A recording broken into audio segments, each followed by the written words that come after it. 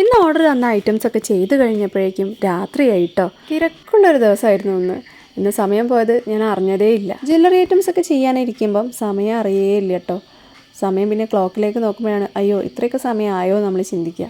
എന്തായാലും വേണ്ടിയില്ല, ആഞ്ഞു പിടിച്ച് ഇന്നത്തെ വർക്കൊക്കെ കംപ്ലീറ്റ് ആക്കിയിട്ടുണ്ട് കേട്ടോ. അപ്പം എല്ലാം പാക്ക് ചെയ്യാണ്. അപ്പം നാളെ രാവിലെ കൊടുത്തു വിടാനുള്ളതൊക്കെ ഉണ്ട്. ഈ ഒരു ബ്രേസ്ലെറ്റ് ഒക്കെ തന്നെ കയ്യിലിട്ടാൽ ഭയങ്കര രസമാട്ടോ കാണാൻ. ഇത് ക്രാക്കിൾ ബീഡ്സ് എന്ന് പറയുന്ന ബീഡ്സ് കൊണ്ടാണ് കേട്ടോ ചെയ്തിരിക്കുന്നത്. പിന്നെ ഇൻവിസിബിൾ പാദസരാട്ടോ, അതിനും കൂടുതലായിട്ടും ഓർഡർ കിട്ടുന്നുണ്ട്.